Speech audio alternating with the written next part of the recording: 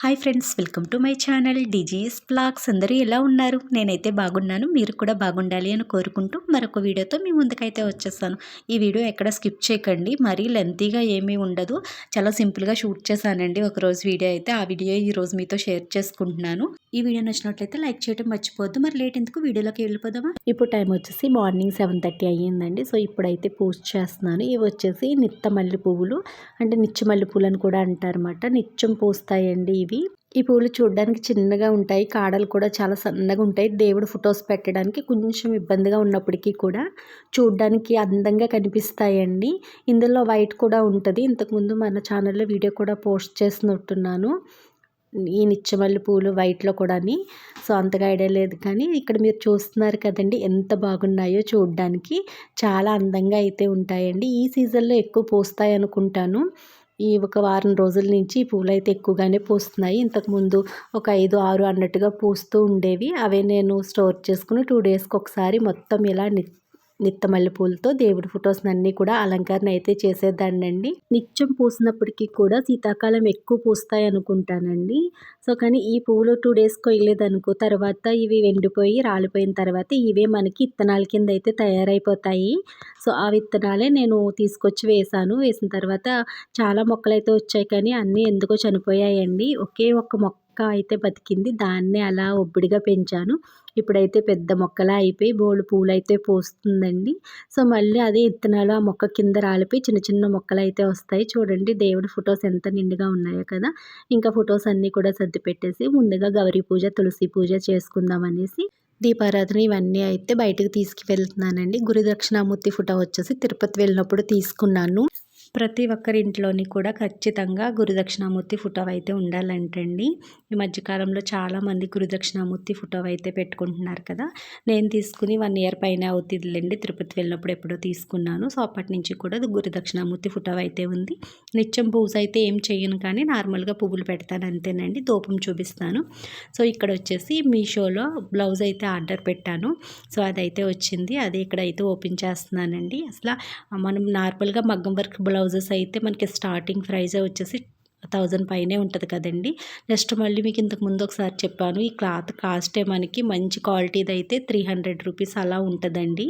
Normal పట్టు cloth అయితే కనుక 150 అలా ఉంటుంది కదా మీటర్. 150 మీటర్ చూసినప్పటికీ కూడా ఈ క్లాత్ చాలా బాగుంది. సో అలాగే ఈ వర్క్ చేయించుకోవాలి అంటే కనుక మనకి 1200 అలా అవుతుందండి. అలాంటి వర్క్ మనకి 750కి ఎంతకు వస్తుంది మీషోలో.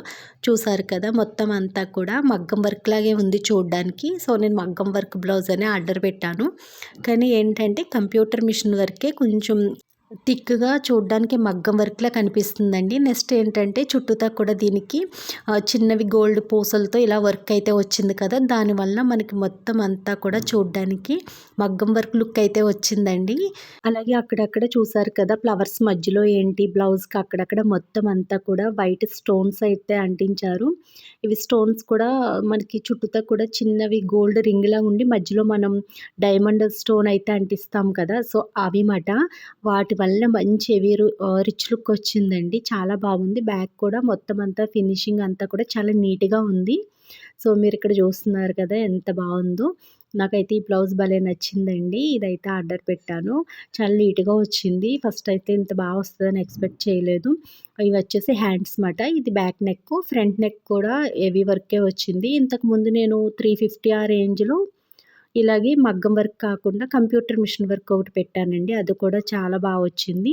ఇది కూడా కంప్యూటర్ మిషన్ వర్కే, కానీ మగ్గం వర్క్ బ్లౌజెస్‌లో అయితే ఉంది. ఇది మనకి మగ్గం వర్క్ కిందే మనకి ఇదైతే ఇస్తున్నారు. అంటే దీనికి మిషన్ వర్క్ అయినప్పటికీ కూడా లుక్ చూడడానికి మగ్గం వర్క్‌లా ఉంది. థిక్‌గా చేశారు. ఈ పూసలు ఇవన్నీ కుట్టారు కదా. నాకైతే బాగా నచ్చింది. ఇంకా ఫ్రంట్ నెక్ మరీ హెవీగా అదే కొంచెం పెద్ద నెక్ అయితే వచ్చేసిందండి.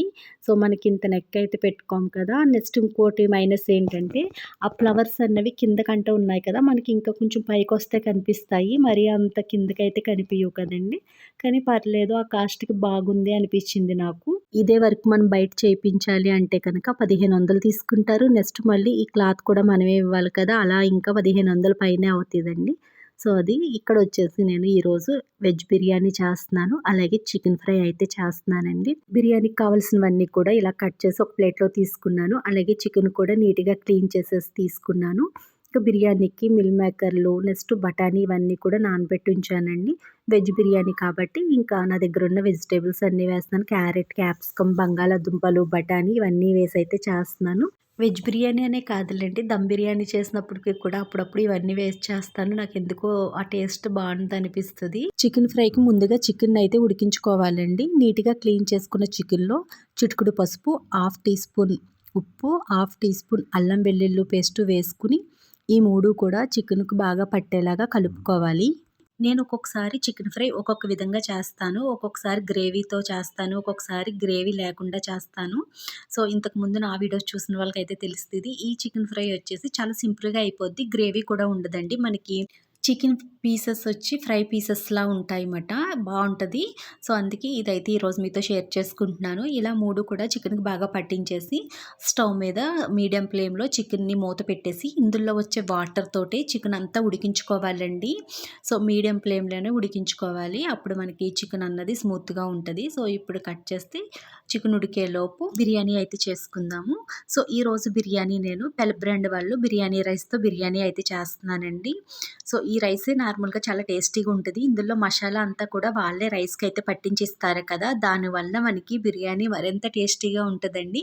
ఇంక అందులోని ఇన్ని వెజిటబుల్స్ వేస్తున్నాం కదా! ఇంకా బావుంటది. సో, ఇక్కడొచ్చేసి వాళ్ళు మనకి బిర్యానీ రైస్‌తో పాటే ఒక 5ఓ, 6ఓనండి మిల్ మేకర్‌లయితే ఇచ్చారు. సో, వాటితో పాటుగానే 2 బిర్యానీ ఆకులైతే ఇస్తారు.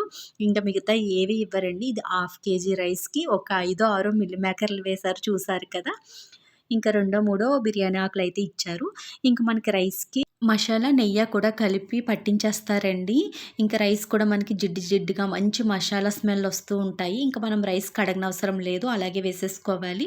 ముందుగా బాండీలో కొంచెం ఆయిల్, కొంచెం నెయ్యి అయితే వేసుకొని బిర్యానీ మసాలా అన్నీ వేసుకొని మనం ముందుగా కట్ చేసుకున్న బంగాళాదుంపలు, క్యారెట్, క్యాప్సికము, ఆనియన్స్, నెక్స్ట్ పచ్చిమిర్చి ఇవన్నీ కూడా వేసుకొని బాగా గోల్డెన్ కలర్ వచ్చే వరకు ఫ్రై చేసుకోవాలండి. మన నార్మల్ బిర్యానీలాగే సేమ్. కానీ మసాలాలు ఏమి వెయ్యమట. సో, అలాగే ఇంకా వాళ్ళు ఇచ్చిన మిల్ మేకర్‌లు సరిపోవు కదా! మేము కొంచెం మిల్ మేకర్‌లు ఎక్కువ ఇష్టంగా తింటాము. ఇంకా అలాగే ముందు రోజు నైటే బఠానీ కూడా నానబెట్టానండి. సో, మనకి బయట మార్కెట్‌లో బఠానీలు అమ్ముతారు కదా! పచ్చి బఠానీ అనేసి. అవైతే కలర్స్ వేసి ఇచ్చేస్తున్నారండి. అలా కలర్ వేసి ఇచ్చిన బఠానీలు తినటం వల్ల అంత హెల్త్‌కి మంచిది కాదంటండి. సో, అలాగే మనం బిర్యానీలో వేసిన తర్వాత కూడా ఆ బఠానీలు రైస్‌కి కలర్ అంటుకుపోతుందండి. గ్రీన్ కలర్‌గా అయితే వచ్చేస్తది. ఎవరైనా గమనించారో లేదో నాకు తెలీదు కానీ నేను స్టార్టింగ్‌లో వాడేదాన్నండి. అంటే ప్యాకెట్ 10 రూపీస్ మాట బఠానీలు. అవి తీసుకొచ్చి యూజ్ చేసేదాన్ని. కానీ ఎప్పుడైతే బిర్యానీలో వేసామో అప్పుడే కలర్ అయితే అంటుకుంటుందని తెలిసాక మానేసానండి. మళ్ళీ నార్మల్‌గా మనకి బఠానీలు గింజలు వలకుండా ఇచ్చేస్తారు కదా! కాయల్లా ఉంటాయి. చిక్కుడుకాయల్లాగా చిన్న సైజు. ఆ బఠానీలయితే యూజ్ చేసుకోవచ్చండి. వాటికైతే కలర్స్ ఏమి వెయ్యరు కదా! సో, ఇంకా నేను వీడియో ఏదో బఠానీ గురించి మాట్లాడితే ఇక్కడ చేసే ప్రాసెస్ చెప్పటం లేదేమో. అందరికీ తెలిసిందే కదా! వెజ్ బిర్యానీ. సో, ఇంకా అల్లం వెల్లుల్లి పేస్ట్ కూడా వేసేసి అల్లం వెల్లుల్లి పేస్ట్ పచ్చివాసన పోయేంత వరకు ఫ్రై చేశాను. తర్వాత బఠానీ మిల్ మేకర్ కూడా వేసుకొని ఒకసారి బాగా ఫ్రై చేసుకున్న తర్వాత గ్లాస్ రైస్‌కి 2 గ్లాసెస్ వాటర్ తీసుకోవాలండి. ఇక్కడ వాటర్ అయితే వేసేసాను. బాస్మతి రైస్ అయితే ఒక గ్లాస్ రైస్‌కి 1 ½ గ్లాస్ వాటర్ అయితే వేస్తాం కదా! సో, ఇది నార్మల్ రైసే అంటే గిద్ద మైసూర్ రైసే కాబట్టి మనం నార్మల్‌గా వాటర్ ఎప్పుడు వేసినట్టుగానే వేసుకోవాలి. ఇంకా వాటర్ వేసేసి ఇందులో టేస్ట్‌కి తగ్గట్టుగా సాల్ట్ కూడా వేసేసి మూత అయితే పెట్టేసానండి. సో, చికెన్‌లో వాటర్ చూసారు కదా! ఇంకా ఎంత వాటర్ అయితే వస్తుందో అలాగే కొంచెం కొవ్వు లాంటిది కూడా కరుగుద్ది కదా! దానివల్ల ఆయిల్ కూడా వచ్చినట్టు వచ్చింది చూసారు కదా! ఎంత ఆయిలీగా అయితే ఉందో. సో, ఇంక మొత్తం అంతా కూడా డ్రై అయిపోవాలండి. ఇప్పుడు ఇందులో నేను కొంచెం నూనె అయితే వేసేసాను. ఇంకా ఆయిల్ వేసేసి ఆ నూనెలోనే చికెన్ అంతా కూడా ఫ్రై చేసేసుకోవాలి. ఇంక మళ్ళీ వేరొక బాండీ పెట్టి అందులో నూనె వేసి మళ్ళీ ఉడికించిన చికెన్ వేయటం అలా ఏం చేయనవసరం లేదు. ఇంకా మనకు ఫ్రైకి తగ్గట్టుగా ఎంత నూనె పడితే అంత నూనె ఇందులో అయితే వేసేసుకోవాలి. సో, ఇక్కడ వాటర్ కూడా బిర్యానీకి మరుగుపట్టేసిందండి. సో, అప్పుడు ఇందులో మనం ముందుగా గ్లాస్‌లోకి రైస్ తీసి ఉంచాను కదా! ఆ రైస్ అయితే వేసేస్తున్నాను. సో, ఇక్కడ మీరు చూసారు కదా! ఇంకా రైస్ వేసేసిన తరువాత ఒకసారి బాగా కలుపుకొని సాల్ట్ చూసుకొని మూత పెట్టేయటమేనండి. చక్కగా ఉడికిపోద్ది బిర్యానీ. ఇంక ఇందులో ఎటువంటి మసాలా వేయనవసరం లేదు. మంచి స్మెల్ వస్తుంటది వాటర్ మరిగేటప్పుడే. సో, ఇక్కడ చికెన్ కూడా ఫ్రై అయిపోతుంది. చూసారు కదా! మధ్య మధ్యలో కలుపుకుంటూ ఉండాలి. లేకుంటే అడుగు పట్టేస్తూ ఉంటది. ఈ చికెన్ ఫ్రై చెప్పాను కదా! అసలు గ్రేవీ ఉండదండి. చాలా బావుంటది. ఒక్కొక్కసారి చేసే చికెన్ ఫ్రై గ్రేవీతో చేస్తాను. నేను చాలా విధాలుగా చికెన్ ఫ్రై అయితే చేస్తాను. ఇంతకుముందు మన ఛానల్‌లో వీడియోస్‌లో పోస్ట్ చేశాను కదా. ఒక్కొక్కసారి ఇందులో పెరుగు వేస్తాను, ఒక్కొక్కసారి టమోటా పేస్ట్ వేస్తాను, ఒక్కొక్కసారి వచ్చేసి ఆనియన్స్ పేస్ట్ వేస్తానండి. ఎలా వేసినా కూడా చికెన్ ఫ్రై టేస్ట్ డిఫరెంట్గా చాలా బాగుంటుంది.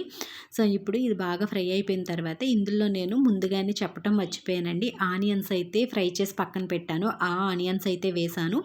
అలాగే ఇంకా గరం మసాలా, ఉప్పు, పసుపు, కారం అన్నీ వేసుకుని కరివేపాకు, పచ్చిమిర్చి కూడా వేసుకుని ఒకసారి బాగా కలుపుకుంటున్నాను.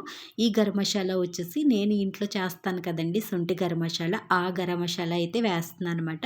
అది కూడా 1 టీ స్పూన్ అయితే వేస్తున్నాను. ఇక్కడ మీరు చూసినట్లయితే ఇది శొంఠి గరం మసాలా అండి. ఇంతకుముందు కూడా మన ఛానల్లో ఈ గరం మసాలా వీడియో కూడా పోస్ట్ చేశాను. సో ఇంకా అది వేసిన తర్వాత ఒక 2-3 మినిట్స్ బాగా ఫ్రై చేసుకుని స్టవ్ ఆఫ్ చేసుకోవటమేనండి. ఇంకా ఎంతో టేస్టీగా ఉండే చికెన్ ఫ్రై అలాగే పొడి పొడిలాడే వెజ్ బిర్యానీ రెడీ అయిపోయాయి. మీరు కూడా చికెన్ ఫ్రై ట్రై చేయండి. ఈ చికెన్ ఫ్రై చాలా బాగుంటుంది. సో అలాగే బిర్యానీ కూడా మంచి ఫ్లేవర్ అయితే ఉంటుందండి. ఎందుకంటే నార్మల్ రైస్తో అంటే మన ఇంట్లో రైస్తో చేసే కంటే కూడా నేను ఇప్పుడు బెల్ బ్రాండ్ వాళ్ళ రైస్తో చేశాను కదా, ఆ రైస్లో వేసే మసాలా వలన మరింత టేస్టీగా ఉంటుందండి. బిర్యానీ తిన్న తర్వాత ఇంక వీడియో అయితే ఏం షూట్ చేయలేదండి. ఇప్పుడు టైం వచ్చేసి 4:30 అయ్యింది. ఇప్పుడైతే వీడియో షూట్ చేయడం స్టార్ట్ చేశాను. అది కూడా మా అబ్బాయి టీ తాగుతాను మమ్మీ టీ పెట్టు, ఎందుకో తలనొప్పిగా ఉంది, నెక్స్ట్ బిర్యానీ కూడా ఎందుకు అరగలేనట్టుగా ఉందన్నాడు. సర్లే ఇంకా నాకు కూడా ఎందుకో టీ తాగాలనిపిస్తుందని టీ పెట్టానండి ఇద్దరికి కూడాని. ఇంకా టీ తాగేస్తే కొంచెం అరిగినట్టుగా అనిపిస్తుంది కదా. ఎందుకు శీతాకాలం కదండి, ఫుడ్డు మనకి ఈవినింగ్ టైంకి హెవీ అయినట్టుగా అనిపిస్తుంది. ఇంక నార్మల్గా వెజ్ అనుకోండి ఏం అనిపించదు, కానీ ఎన్వి అప్పుడు కొంచెం ఎక్కువ తింటాము. అది కూడా చికెన్ ఇలాంటివి అంటే మరి కొంచెం తింటాం కదా, దానివల్ల కొంచెం అరగలేనట్టుగా ఉంటే. నెక్స్ట్ ఇంకోటి ఏంటంటే శీతాకాలం అండి, మనం వండుకోవటం తింట్లోకి ఈవినింగ్ అయిపోయినట్టుగా అయిపోతుంది. ఇంకా మార్నింగ్ తిన్నది ఏదోలా అనిపిస్తుంది కదా. సో ఇంకా టీ తాగితే బాగుంటుంది కదా అన్నట్టుగా టీ పెట్టుకున్నాం. ఇంకా మా అబ్బాయి కూడా టీ తాగుతాను అన్నాడు అనేసి ఇంకిద్దరికి టీ పెట్టానండి. టీ కలర్ చూసి ఇలా ఉందనుకోకండి, నా ఒక్కదానికి టీ అనుకోండి, ఇంకొంచెం టీ పొడి వేసుకుంటాను. సో ఈరోజు మా అబ్బాయి కూడా నాకు టీ ఇవ్వని అడిగాడు కదా, అందుకనేసి వాడు తాగుతాడు కాబట్టి టీ పొడి అన్నది తక్కువ వేసానండి. లేకుంటే నేను ఇంకొంచెం వేసుకుంటాను. అలా నేను కూడా మరీ ఎక్కువ టీ పొడి వేసేసుకుని ఎక్కువ టీ తిక్కు కలర్లో పెట్టుకోనులేండి. ఎందుకంటే నాకు అంత టీ పొడి వేసుకున్న టీ తాగితే చేదుగా అనిపించేస్తుంది. ఏదో కొంచెం ఇలా పాలు కలర్లో ఉన్నట్టుగానే ఉండాలి. ఇంకా మా అబ్బాయి కూడా తాగుతాను అన్నాడు కదా అన్నట్టుగా నేను ఇంకా కొంచెం టీ పొడి తగ్గించానండి. ఎందుకంటే చిన్నప్పటి నుంచి కూడా చూడండి, పిల్లలు టీ అడిగితే మనం పెట్టుకున్న టీలో కాచిన పాలు వేసిస్తాం కదా, ఎందుకంటే వాళ్ళకి టీ అలవాటు అవ్వకూడదు అన్నట్టుగా. సో నేను అదే విధంగా ఇప్పటికీ కూడా మా అబ్బాయి టీ అడిగాడంటే ఇలా ఏదో కొంచెం వేసాను అన్న పేరుకే టీ పొడి అయితే వేసి ఇలా చూడ్డానికి పాలులాగా కనిపించేలాగే టీ అయితే ఇస్తానండి. వాడు ఇదే టీ అనుకుంటాడు. సో ఇది టీ అని అనుకోండి, కానీ ఇలాగే అలవాటు చేశాను, వాడు ఇలాగే తాగుతాడనమాట. సో నేను కూడా చెప్పాను కదా, ఎక్కువ డికాషన్ పెట్టేసుకుని టీ పెట్టుకున్నట్లయితే నాకు ఇంకా అసలు టేస్టే తెలియదు, చేదుగా అసలు ఇష్టం ఉండదండి. అందుకే నేను బయట ఎక్కడికైనా వెళ్ళినప్పుడు కూడా కాఫీ టీలు అంత బేగా తాగను, ఎందుకంటే చేదుగా ఉంటాయని. మరి అంతే, మరి ఈ వీడియో నచ్చినట్టయితే లైక్ చేయండి. Bye bye.